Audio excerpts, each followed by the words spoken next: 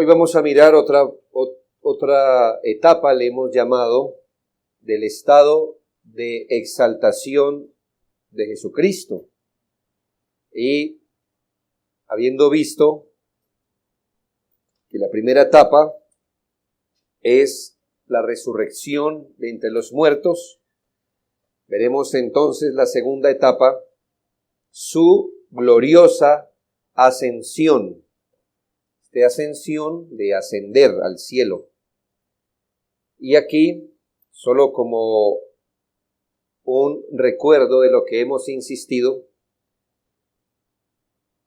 cuando hablamos de los estados de Cristo, que este estado o esta gloriosa ascensión compete al Señor como mediador y no principalmente como segunda persona de la Trinidad. Preliminarmente podemos definir la ascensión de Jesucristo como el paso local de la persona del mediador, de acuerdo con su naturaleza humana, de la tierra al cielo.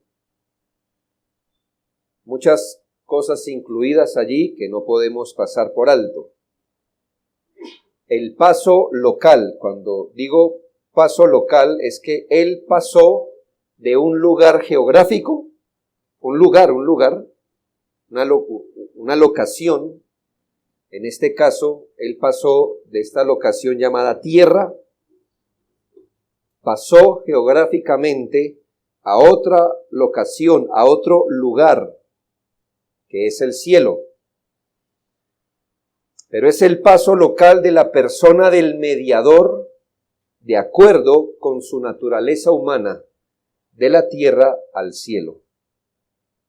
Y esto, por supuesto, con énfasis en su humanidad, puesto que si lo miramos desde la perspectiva de su divinidad, pues el Señor no tiene que pasar de ningún lugar a otro, porque el Señor es omnipresente.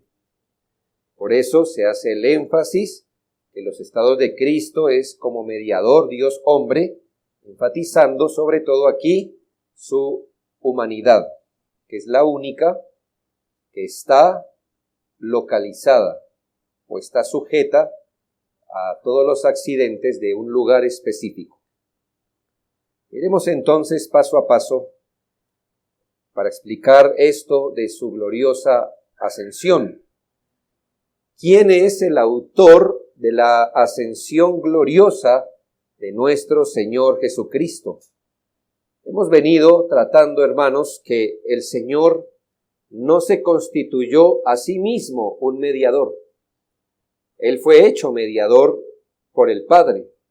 En ese sentido es que hemos entendido muchos textos, como por ejemplo que el Padre era mayor que Él, que Él hacía toda la voluntad del Padre, que Él no hablaba sus propias palabras, sino las palabras que el Padre le daba para hablar y que Él no hacía nada sin que primero no lo hubiera visto del Padre. Y todas estas cosas no son expresiones de Jesucristo como segunda persona de la Trinidad, sino expresiones de Jesucristo como mediador. De tal manera que como mediador el Señor se sujetó al Padre. Como segunda persona de la Trinidad es igual al Padre, pero como mediador se sujetó al Padre, como mediador fue enviado por el Padre, como mediador se humilló de acuerdo a la voluntad del Padre. Entonces su exaltación como mediador tampoco fue una autopromoción del Señor, sino que fue una vindicación pública de su Padre. Dios mismo le glorificó, Dios mismo lo ascendió al cielo, como vindicándolo públicamente. La Biblia es clara cuando nos dice que el mediador no se exaltó a sí mismo, sino que todo aquello que recibió como mediador fue dado del Padre. Dios le había encomendado tareas redentoras a Cristo como redentor. Proféticamente, en el Salmo 2:8, tenemos esta declaración: Pídeme, esto es como una voz profética del Padre hacia el Hijo, pídeme y te daré por herencia las naciones y como posesión tuya los confines de la tierra. En textos como estos nos damos cuenta que en ese gran concilio, en ese pacto de gracia y paz, Jesucristo pidió al Padre muchas cosas, las cuales le fueron concedidas a él. En este texto al menos se nos dice que el Señor pidió gente de las naciones, es decir, pidió por esposa a todos los elegidos y el Señor le concedió el deseo del corazón de Cristo y no le fue negada su petición. De manera que Él ahora es el Rey de las naciones y entiéndalo en este sentido. Es Rey en todas las naciones. Hoy aprendíamos en la instrucción que su pueblo ahora no está restringido a una ciudad específica. No podemos decir Bogotá es de Cristo. Bogotá no es más de Cristo que Medellín, que Ucrania, que cualquier lugar. Y esto porque no hay una ciudad, no hay un país hoy que pueda decir este país, esta ciudad es de Dios. El único pueblo que Dios tiene que es suyo es iglesia, se llama iglesia. Y como esta iglesia no está amarrada a una ciudad o un país, está representada en todas las naciones. En ese sentido, Jesucristo es Rey de todas las naciones. Pero vendrá el día donde no lo será solo de forma espiritual. Vendrá el día donde esta tierra será habitada únicamente por todos los hijos de Dios. Y se completará la profecía de que todas las naciones serán de Él. El punto es, hermanos, que aquí se muestra cómo el Señor ha sido exaltado por encima de todas las cosas. El Señor, según esta promesa, será entronizado sobre todo aquello que Él pidió gobernar hasta los confines de la tierra. Isaías 53:12 usa una alegoría de una guerra. Por tanto, yo le daré parte con los grandes, otra vez está su exaltación, y con los fuertes repartirá despojos, por cuanto derramó su vida hasta la muerte, y fue contado con los pecadores, habiendo él llevado el pecado de muchos y orado por los transgresores. Este es un lenguaje de guerra. Le daré parte con los grandes. Es decir, el Mesías, el que vendría a ser el Mesías, tendría autoridad, poder, se le harían grandes cosas. Y con los fuertes repartirá despojos. Esto de los despojos es lo siguiente: cuando un ejército poderoso conquistaba una ciudad y echaba fuera a sus habitantes o los mataba, quedaban el ganado, quedaban los utensilios de las casas, quedaba dinero regado, quedaba las túnicas. Esos son los despojos. Y entonces, ¿qué hacían los ejércitos? Pues, venga para acá y lo repartimos. Es un lenguaje de guerra, es un lenguaje que nos está diciendo que el Señor, después de haber muerto, su posición sería con los grandes, repartiéndose el botín que ganó. Esto no es solo quiere decir esto, y es que Él recibirá éxito en la empresa que iba a desarrollar. Él vencería a todos sus enemigos en la cruz, llevaría cautiva la cautividad, establecería su reino universal y perpetuo en el mundo. Ahora bien, en el Nuevo Testamento, ya mirando hacia atrás, hacia el Cristo que ya fue ascendido, Hechos 5:31 dice: a este Dios ha exaltado con su diestra por príncipe y salvador, para dar a Israel arrepentimiento y perdón de pecados. Como usted nota, dice a este, Jesús, Dios ha exaltado. Estamos mirando quién es el autor de la ascensión de Cristo. Dios lo ha exaltado. Dios ha exaltado por su poder a Jesucristo. Le ha coronado de gloria, honra, como Señor y Cristo. Le ha llamado príncipe y salvador de los reyes de la tierra para dar a Israel arrepentimiento y perdón de pecados. La Biblia dice que eso es exactamente Cristo, Rey de reyes, Señor de señores, príncipe de paz, cabeza de la iglesia. Solo a través de él viene el arrepentimiento y el perdón de pecados. Tenemos luego Filipenses 2:9 que dice: por lo cual Dios también lo exaltó hasta lo sumo. Y otra vez, no que el Señor se haya exaltado a sí mismo como mediador, sino dice Dios también lo exaltó hasta lo sumo y le dio un nombre que es sobre todo nombre. Y Hebreos 2:7 y 8 dice: le hiciste un poco menor que los ángeles, le coronaste de gloria y de honra, lo pusiste sobre las obras de tus manos, todo lo sujetaste bajo sus pies, porque en cuanto le sujetó todas las cosas, nada dejó que no sea sujeto a él. ¿Qué queríamos comprobar en este primer punto? Que nuestro Señor no se glorificó a sí mismo, el Señor no se exaltó a sí mismo, el Señor no fue vindicado por él mismo, sino que Dios le exaltó.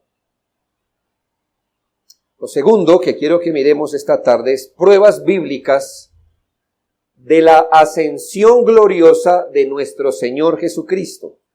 Hemos visto que esto no lo hizo por sí mismo, sino Dios lo exaltó. Pero hemos definido que la ascensión del Señor consiste en su paso de la tierra al cielo. Cuando encarnó, la esfera de su dominio, del avance de su reino, fue en la tierra. Pero llegó un momento donde él fue ascendido, fue pasado a otro lugar. ¿Es esto lo que dice la Biblia? Bueno, pues las pruebas bíblicas así lo demuestran. Marcos 16:19.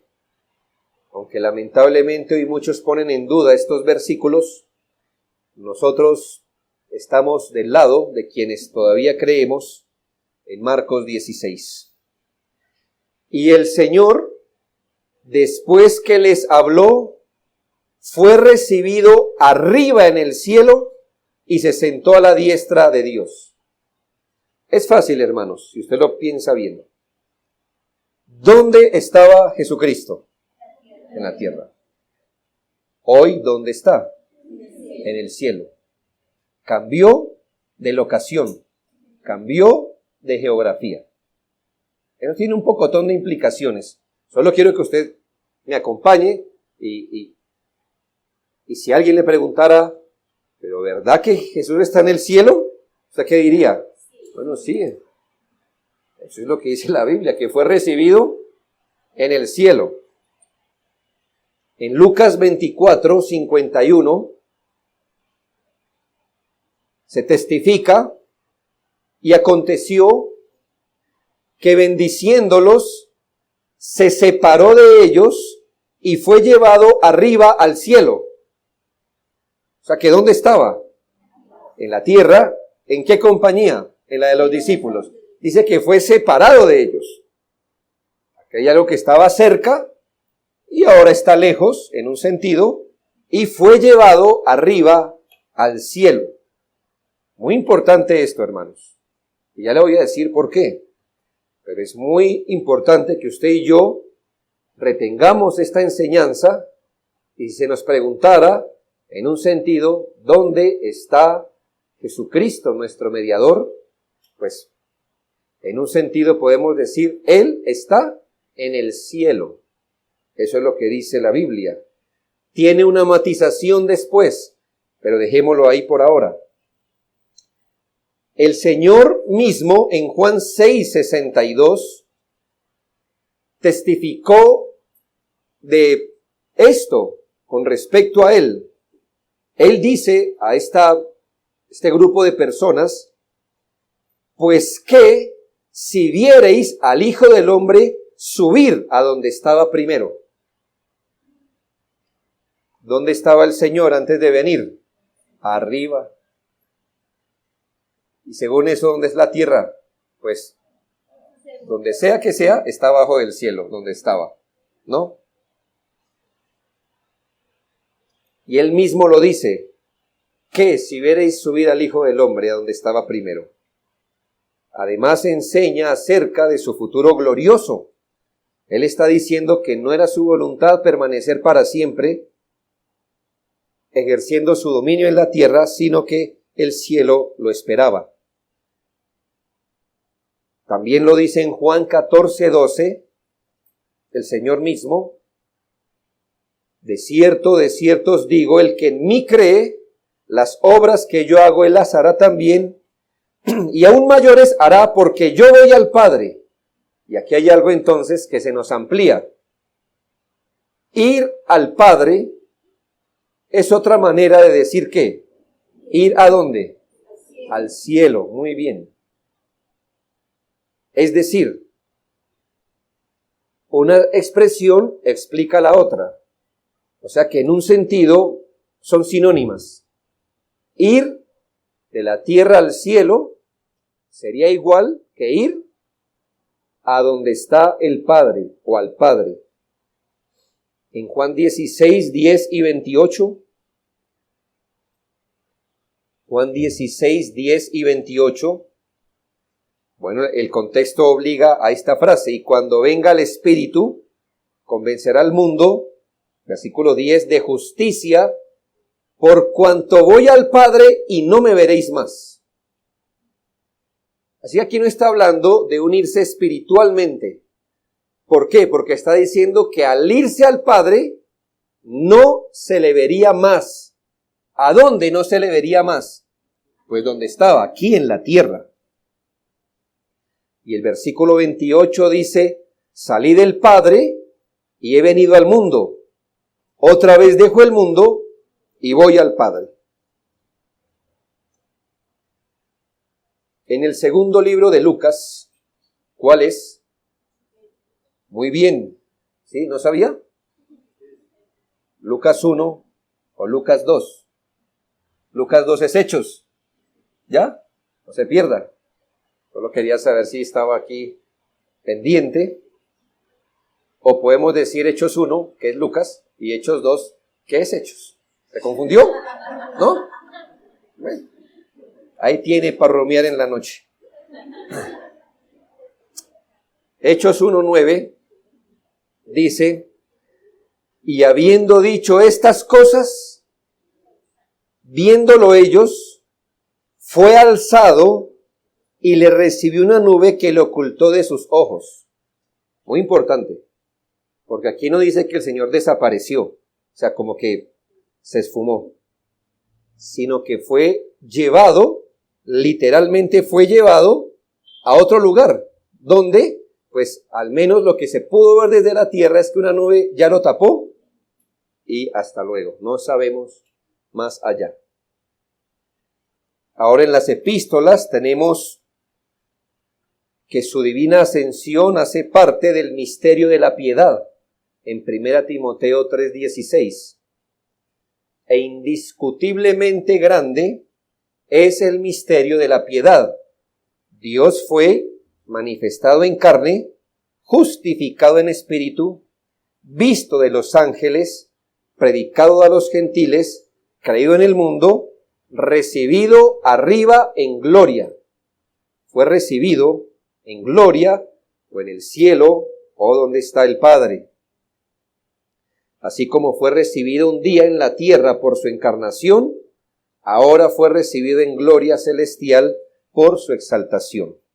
Hebreos 4:14 lo refiere como un verdadero consuelo. Dice, por tanto, teniendo un gran sumo sacerdote que traspasó los cielos, Jesús, el Hijo de Dios, retengamos nuestra profesión. Muy bien, esto es muy interesante porque nos va diciendo dónde está la locación del cielo. El cielo, donde está el Señor, donde está Jesucristo. ¿Dónde lo ubica? ¿Dónde lo ubica? Traspasó los cielos. O sea que hay una serie de cielos que se deben traspasar para llegar a donde está Él. Hay un lugar allá, un lugar por arriba. Y en Hebreos 9:24 se afirma: porque no entró Cristo en el santuario hecho de mano, figura del verdadero, sino en el cielo mismo. Es decir, entró Cristo en el cielo mismo para presentarse ahora por nosotros ante Dios. Con esto, hermanos, quería comprobarle que el lenguaje que la Biblia usa para referirse a la ascensión de Jesucristo no es un lenguaje espiritual. No está diciendo que espiritualmente Él ahora está en la presencia de Dios, sino que corporalmente Él fue llevado de un lugar, la tierra, fue llevado al cielo. Ahora, tercero, la naturaleza de la ascensión gloriosa de nuestro Señor Jesucristo. La naturaleza de la ascensión gloriosa de nuestro Señor Jesucristo. Bueno, ¿qué está incluido en la ascensión del Señor al cielo? Lo que pasa es que estas cosas que estamos viendo tienen muchas implicaciones. ¿Qué está incluido en el ascenso visible de la tierra al cielo de la persona del mediador según su naturaleza humana? Precisamos que esta fue una transición local, eso es lo que hemos dicho, de un ir de aquí para allá. Y dos asuntos importantes están implicados aquí. Lo que pasa es que el primer asunto tiene 4 explicaciones. ¿Ya? Pero son 2 asuntos nomás. Es que, hermanos,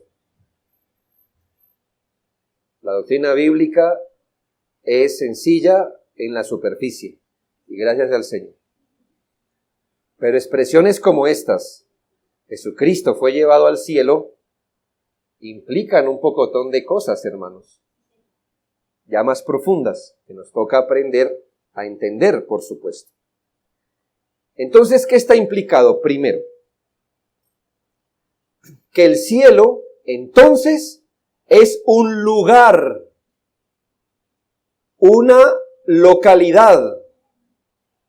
Es decir, es un espacio que hay, una localización de la misma manera que la tierra lo es. Piense lo que estamos diciendo. Si Cristo fue traspasado de un lugar a otro, y este lugar llamado tierra, que está caracterizado por el espacio, ¿verdad? Por el espacio que va de aquí a aquí, es una geografía, una localidad. Al decir que Jesucristo fue transportado a otra locación, ¿qué estamos diciendo? Que el cielo entonces es un lugar y no un estado del alma. Un lugar. Es muy bello pensar que en esta creación, o fuera de ella, no sé, hay un lugar que se puede medir ancho, largo, un lugar que está albergando en este momento a nuestro Señor, así como este lugar llamado tierra lo albergó. Él caminó por aquí, no fue un fantasma, una aparición, él pasó por aquí. Hay un lugar, según Hebreos, que está traspasando los cielos, donde está ahorita albergando a nuestro Señor Jesucristo. Miren las implicaciones que nos metemos. La idea de localidad está favorecida por lo siguiente, es decir, que el cielo es una localidad, está favorecida por las siguientes consideraciones. No me voy a ir del primero, le dije que era 4 cositas, para que piense.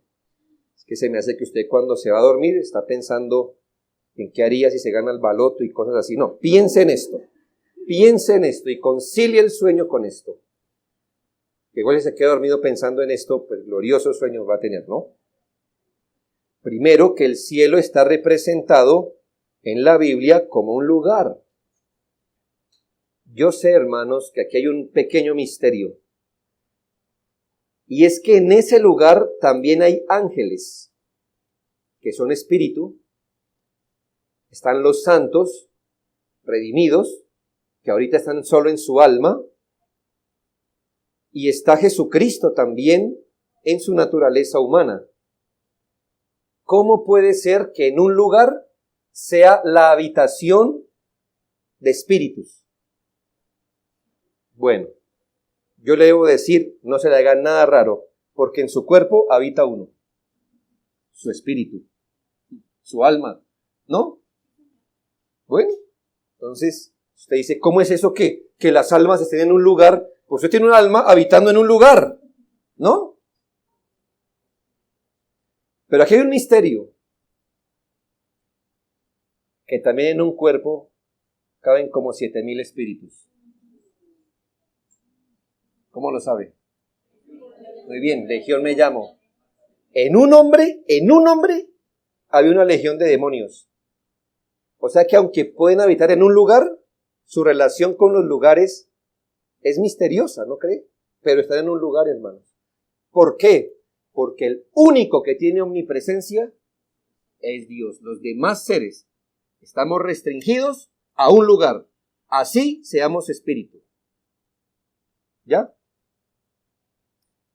Solamente Dios no está amarrado a un lugar. Él es el único que está en un lugar, pero que no está amarrado a un lugar, porque Él lo llena todo. Del resto, todos los seres, ángeles, santos, y aún la naturaleza humana de Jesucristo está en un lugar.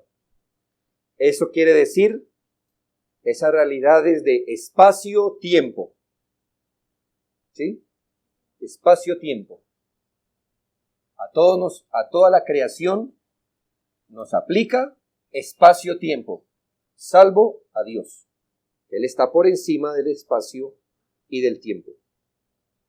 Pero es un misterio, ¿no cree? ¿Cómo es que en usted cabe un alma, pero en un endemoniado pueden caber muchos, miles de espíritus? Pero hermanos, hay un lugar, el punto es este.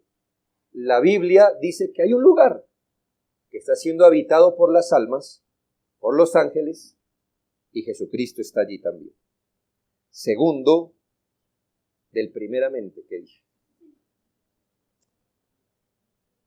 La Biblia ofrece un contraste entre el cielo y la tierra muchas veces. Es decir, el cielo, la tierra se ponen como lugares que se contrastan. Y creemos que es absurdo contrastar dos elementos cuya naturaleza es distinta. Esto es, hermanos, que note cómo sería tan dispar pensar así.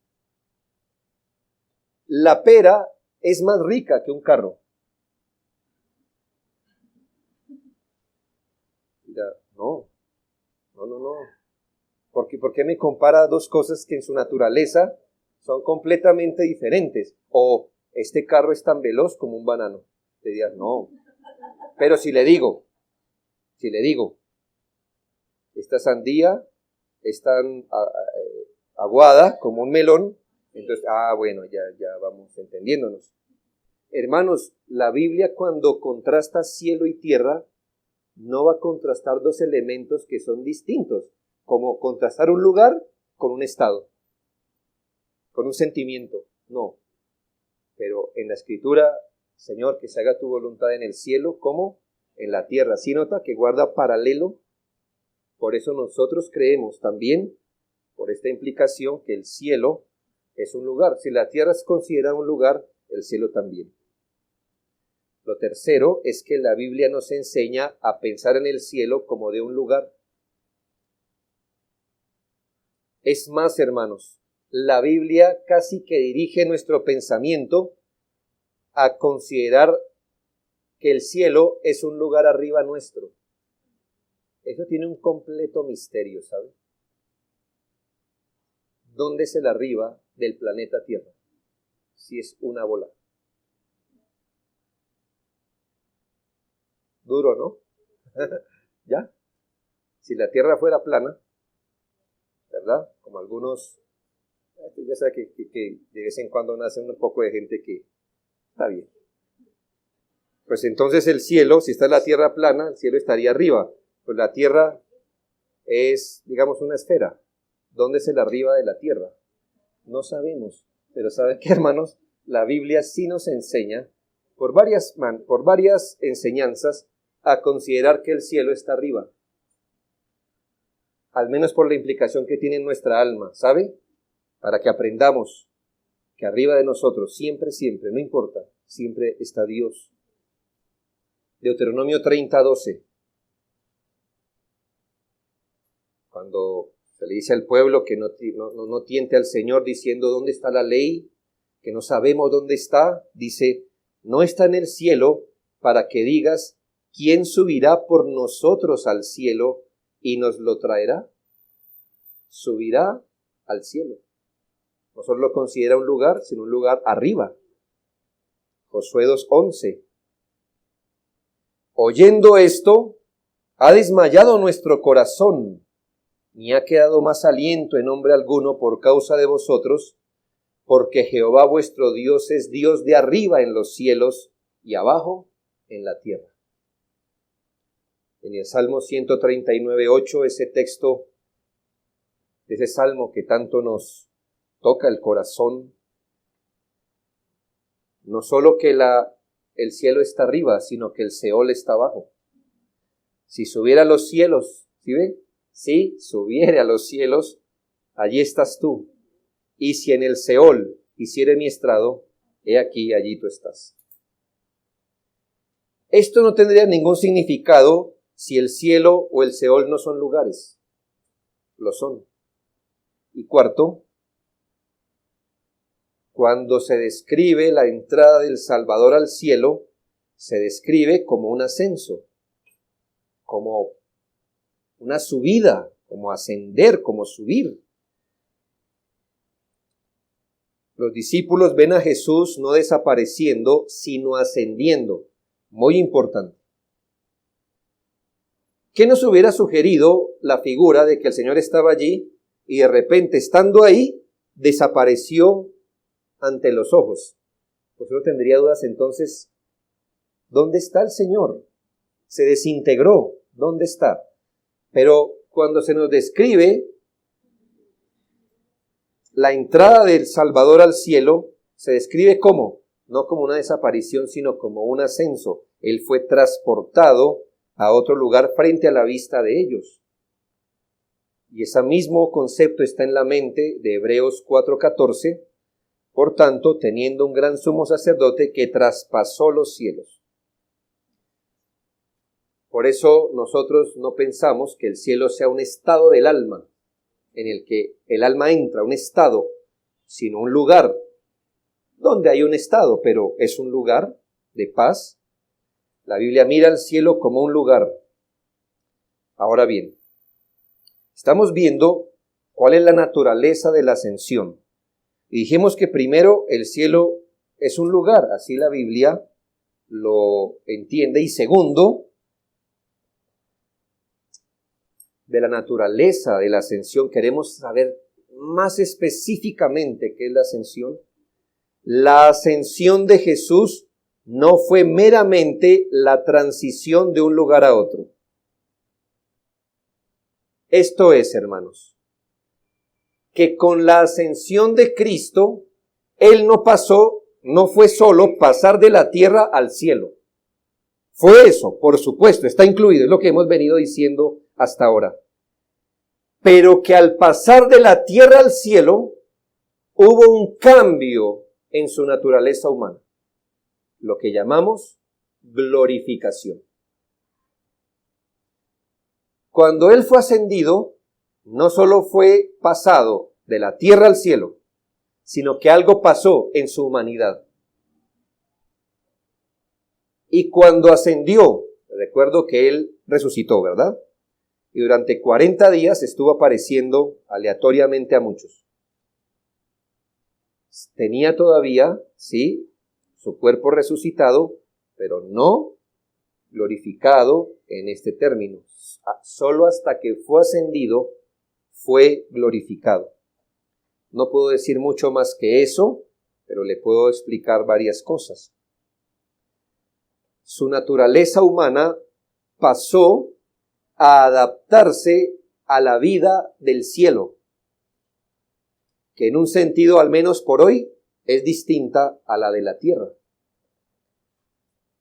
Su naturaleza humana se volvió totalmente apta para el entorno celestial en el que viviría a partir de su ascensión. Aquí en la tierra ya había sido exaltado por encima del poder de los elementos terrenales. ¿Cómo lo sabemos? Ya su apariencia era relativamente diferente. Quizás no necesitaba comer para vivir, por supuesto. Así que ya resucitado, había sido exaltado por encima de los elementos terrenales, pero todavía no había sido recibido en gloria. Cuando es recibido en gloria, entonces su humanidad sí sufre un cambio. Mire, hermanos, le pongo solamente este ejemplo. El Señor resucitado ya, con un cuerpo distinto, digamos el mismo en apariencia, pero distinto en cualidad, se aparece frente a los discípulos. ¿Y qué hacen los discípulos? Pues lo miran, lo tocan, etc. Mire cuán distinto es cuando el mismo Señor, ya después de ascendido, se le aparece a Pablo. ¿Qué diferencia hay? Es el mismo Señor, pero uno no había sido todavía recibido en gloria. Pero ¿qué ve? ¿Cuál es la diferencia que ve? Y hermano, que cuando Pablo lo vio lleno de luz. Se dice, bueno, pero resucitó, claro, resucitó, su cuerpo ya era otro, no tenía necesidades, pero aún así no había sido ascendido. Solo cuando ascendió, su naturaleza humana sí sufre un cambio, y cuando Pablo lo ve, verlo, quedó ciego por 3 días. 3 días de ceguera. Que no se le revirtieron naturalmente, sino después de que se oró por él. Cuando Juan lo vio, ¿qué pasó con Juan? Cayó de cara otra vez. Entonces, por esto, hermano, creemos que cuando el Señor fue ascendido, no solo cambió de la tierra al cielo, sino que hubo cierto cambio en su humanidad, al que le llamaremos glorificación. Ahora, como para poner un poco más fácil esto, surge una pregunta. ¿Cristo está en todas partes ahora? ¿Sí ve que la pregunta es fácil? ¿No, verdad? Buena pregunta. Según lo que hemos visto ahora, hasta ahora, ¿Cristo está en todas partes ahora? Bueno, lo que pasa es que esta pregunta no puede ser respondida planamente sí y no. Tan plano, o sea, los que dijeron sí, tienen razón. Los que dijeron, como no, entonces quizá tengan algo de razón también. ¿Por qué? Porque la pregunta es compleja, hermano. Pero hermanos, ¿qué hemos visto fácil en Cristología? Nada. Entonces déjeme ir paso a paso, induciéndolo a la respuesta. ¿Cuál es la pregunta? ¿Cristo está en todas partes ahora? En primera medida, hermanos, rechazamos, como lo hizo la Reforma, la idea que afirma que el cuerpo de Cristo y su alma son omnipresentes. Rechazamos la idea. de que el cuerpo de Cristo o el alma de Cristo, porque Él es un humano real, con cuerpo y alma, son omnipresentes. Esa idea rechacémosla. Porque si un cuerpo humano es omnipresente, entonces ya no es un cuerpo humano. O sea que el Señor no es humano. Dejó de ser hombre. Y dice la Biblia, tenemos un solo mediador. ¿Jesucristo qué? Hombre. Hombre. Si Él no es hombre, no es mediador. Entonces, hermanos, rechacemos la idea que esto tiene que ver con los católicos romanos y con los luteranos, que creen que el cuerpo del Señor, el cuerpo y su alma son omnipresentes. Por eso se pueden celebrar todas las misas alrededor del mundo y el cuerpo de Cristo está presente en todo lugar. Cuidado. Si el cuerpo de Cristo puede estar en todo lugar, entonces no es un cuerpo humano. Algunos dicen, sí, el cuerpo no, pero al menos su alma sí es omnipresente. No, Él tiene un cuerpo humano y un alma humana. Lo segundo es que su estancia en el cielo como mediador no es distinta a la que tuvo estando en la tierra. Escuche muy bien. Su estancia en el cielo como mediador no es distinta a la que tuvo estando en la tierra.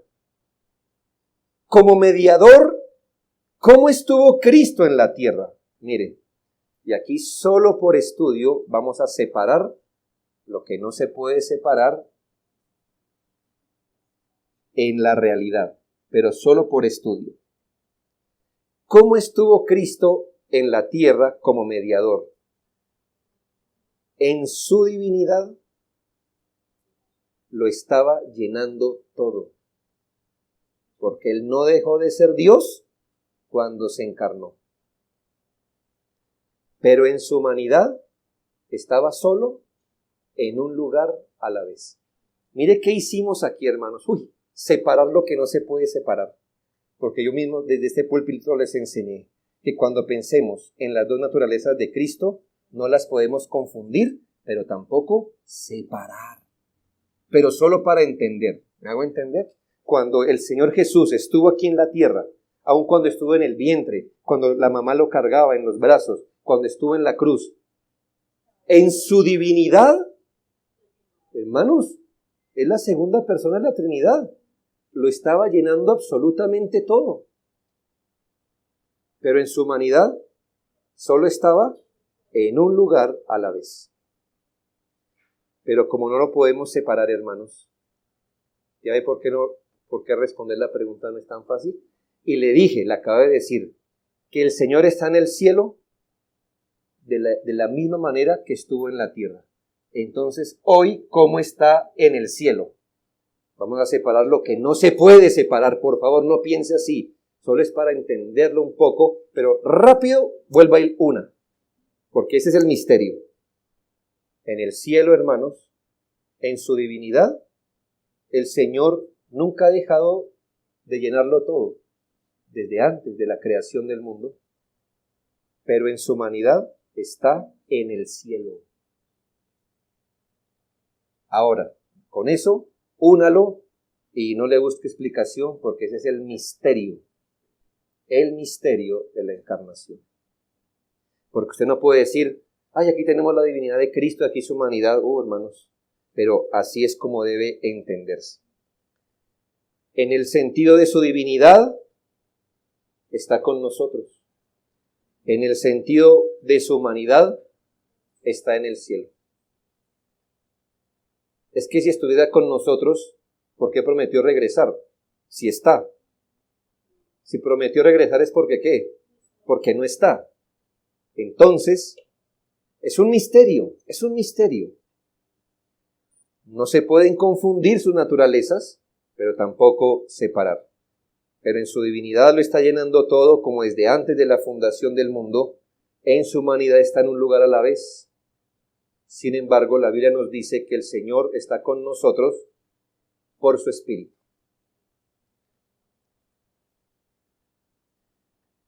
que el Señor esté con nosotros de forma espiritual no lo hace menos real.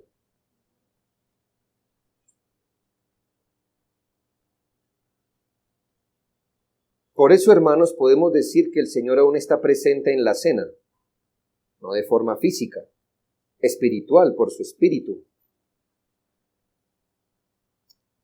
Por eso el Señor está con nosotros hoy aquí, no físicamente, pero está aquí por su espíritu, acompañándonos con su presencia especial. Que sea espiritual no significa menos real. Quiero que miremos posteriormente la necesidad de la ascensión gloriosa de nuestro Señor. La necesidad de la ascensión gloriosa de nuestro Señor. ¿Por qué fue necesaria su ascensión? 3 asuntos, 4, muy sencillos. 1. Ya que la morada original de Cristo es el cielo, esa es su patria, es su país, viene del cielo, es de arriba. Él solo vino a la tierra para cumplir un propósito, y entonces era necesario, según Jesucristo, que Él se fuera al lugar que es suyo, que le es propio.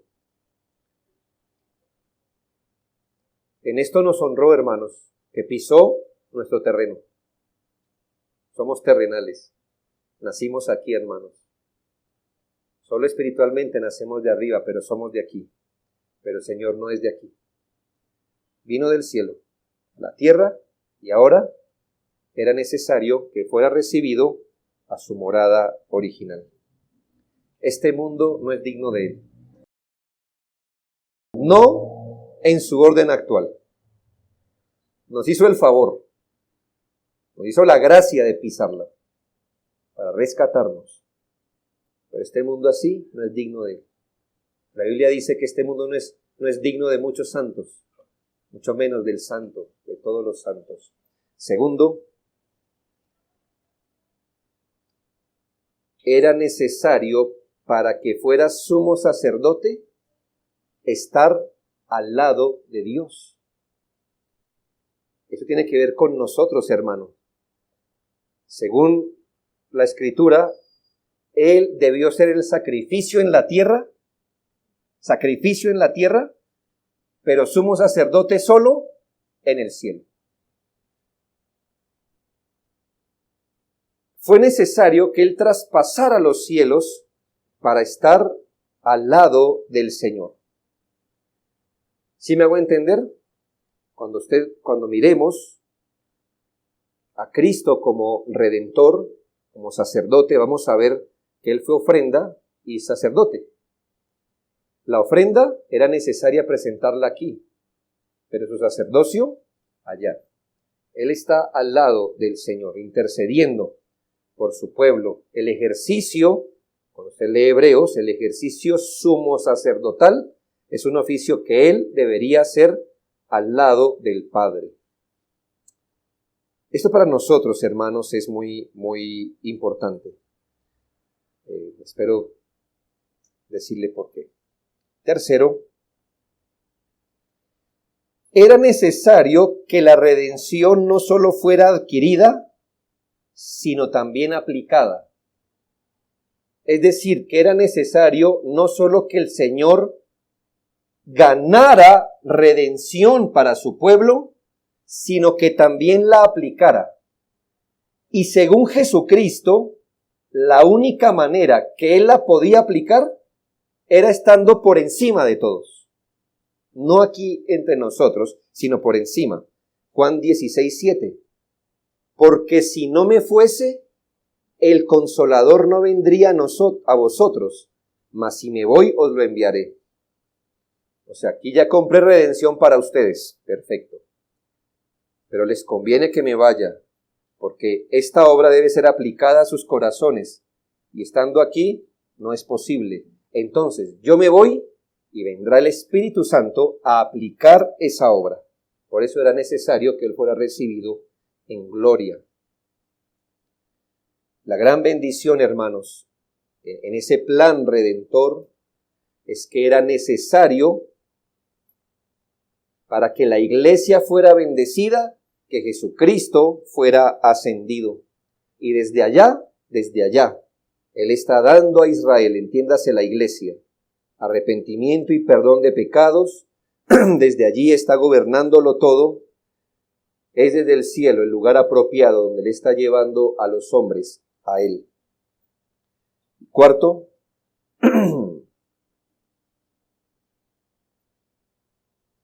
su ascensión fue necesaria para la consumación de su obra.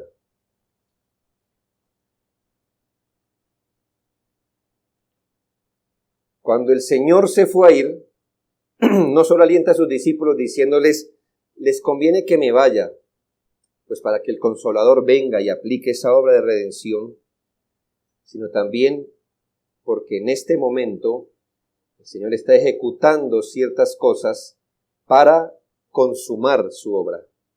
Juan 14, 2 y 3. Voy pues a preparar lugar para vosotros, y si me voy y os preparo lugar, vendré otra vez y os tomaré conmigo, para que donde yo estoy vosotros también estéis. En un sentido, ¿qué podemos decir que está haciendo el Señor? Preparando lugar para nosotros. Cuando lo prepare, vendrá por nosotros y nos llevará a los lugares que Él mismo ha preparado. Por eso era necesario que Él se fuera.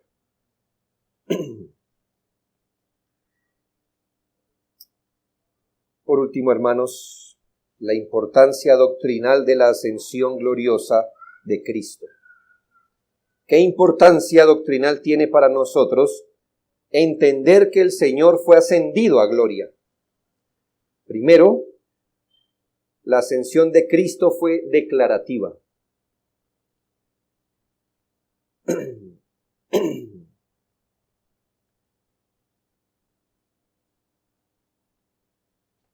Con la ascensión de Cristo, Dios dio un testimonio, declaró, por eso es declarativa, que el sacrificio de la expiación que debería ser presentado a Él fue aceptado. Es una declaración de parte de Dios. Le recuerdo que el Señor lo ascendió, el mediador no ascendió por sí mismo. Cuando el Señor mismo lo hace ascender a su presencia, está testificando que su obra, lo que vino a hacer, estaba completo. Que ya sus servicios en la tierra no se requerían. ¿Por qué? Porque había logrado absolutamente todo. Es una declaración que nos está haciendo Dios. Mire, hermano, solo por contraste. ¿Qué hizo Dios cuando el hombre pecó por primera vez? Lo echó. Y cuando Cristo obtuvo eterna redención, ¿qué hizo? Lo acercó otra vez, porque era nuestro mediador. Eso que Cristo entrara como sumo sacerdote delante del Señor, como cabeza nuestra, es la mejor declaración de parte de Dios, así como su resurrección, su ascensión, diciéndonos que Él ha aceptado el pago que Él hizo por su pueblo. No hay duda. Es decir, Señor, ¿aceptaste este sacrificio que Él hizo por su pueblo? Pues tanto que aquí está a la diestra de Dios, aquí está mi diestra. Pero también, hermanos, es una declaración de lo siguiente. Fue una declaración pública que su obra no estaría limitada a Israel. Si el Señor hubiera sido entronizado al trono de Jerusalén, sería un mensaje como que todo eso que hizo era de beneficio solo para un pueblo.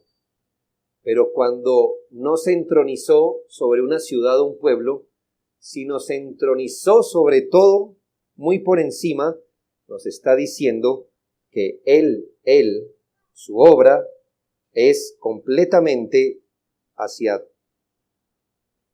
o tiene un alcance más bien universal. Con esto el Señor nos mostró que su reino no es de este mundo, está muy por encima de este mundo. La segunda Importancia es que la ascensión de Jesucristo, como lo fue su resurrección, es un ejemplo de lo que nos va a pasar. Esto es profético. Hermano, cuando usted muera, ¿qué pasará con su alma? Es ascendida de este lugar a otro. Así mismo, va a ir al cielo. No solamente eso, sino que su ascensión prefigura que nosotros seremos glorificados como Cristo fue glorificado. Entonces su resurrección, ¿qué nos aseguraba? Regeneración, resurrección futura. Él resucitó, resucitaremos de esas maneras, pero su ascensión, ¿qué nos dice? Uno, si morimos antes de que Él venga, seremos llevados al cielo, pero también que todos nosotros seremos glorificados, participaremos de la gloria del Señor. Y la importancia también se le ha llamado instrumental. ¿Por qué? Porque el Señor ha entrado en el cielo para preparar un lugar para los miembros de su cuerpo. Es un esposo, es un novio que está engalanando todo un lugar para recibir a su novia. Todo su pueblo irá allí porque Él está allí. Él en este momento está haciendo los preparativos necesarios para atraer a su pueblo a sí mismo y un día llenará todo en todos. La cabeza no puede vivir sin el cuerpo. Y solo por un tiempo la cabeza está en un lugar y su cuerpo en otra. Pero seremos reunidos a nuestra cabeza para siempre. Y eso es lo que el Señor ha entrado a preparar en el cielo. Es una esperanza que tenemos. Un día, hermanos, tan cierto como estamos aquí ocupando un lugar, todos nosotros, estaremos ocupando un lugar alrededor de un trono, alabando al Cordero que fue inmolado. Su rodilla y mis rodillas se doblarán ante el Señor. Y por primera vez, muchos de nosotros no necesitaremos esto, porque seremos completamente glorificados y veremos al Señor cara a cara.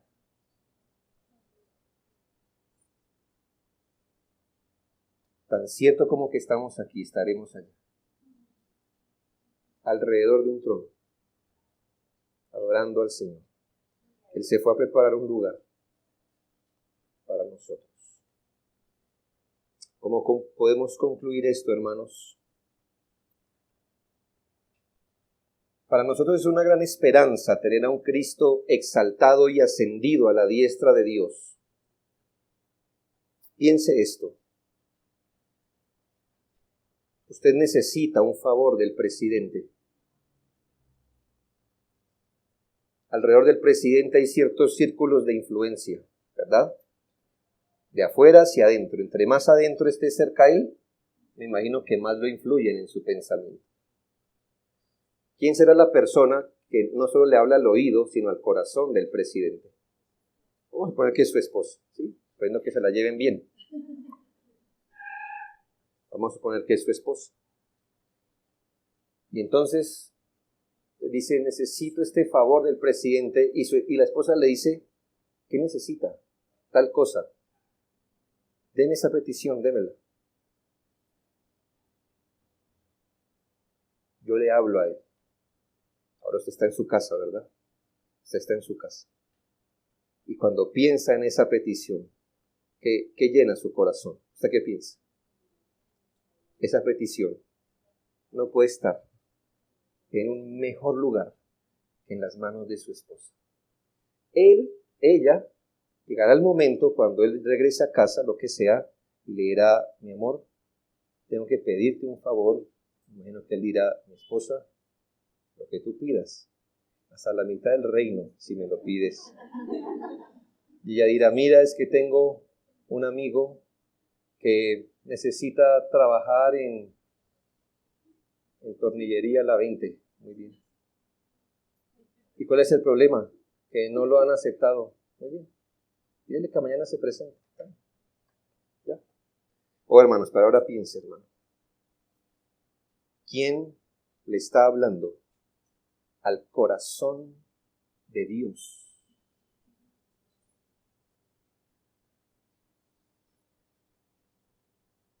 No para pedirle por su rodilla, ni por su espalda, ni por sus cositas. Con el Señor, la causa de nuestra salvación no puede estar mejor representada. Cuando usted lee este texto, que nuestro Señor es sumo sacerdote para siempre, que está al lado de Dios, que Él intercede por nosotros, ¿se ha puesto a preguntar cuál es el tema de la intercesión de Cristo por nosotros? ¿Qué cosa el Señor pide por usted y por nosotros? Cuando Él tiene el oído de su Padre y quizá nos mira a nosotros y dice, Señor, yo quiero que la iglesia de Suba, Señor, mira cómo es de orgullosa, Señor. Todavía no se parece a mí, pero entregué mi vida por ellos. Yo quiero que ellos sean como yo, para que ellos también estén conmigo. Yo duermo tranquilo por eso, ¿sabes? Y me alegra mucho que nuestra causa esté así representada. Y cuando estemos allí, hermanos, quizás, hermanos, no estuve allí, pero si estamos aquí es porque algo así pasó allá arriba. Señor, hay una pandemia allí. Esta gente es débil, temerosa. El sonido de una hoja los hace huir. Denles fortaleza para que no abandonen su fe. Yo di mi vida por ellos, para que no perezcan en esta ni en ninguna. Escucha, Señor.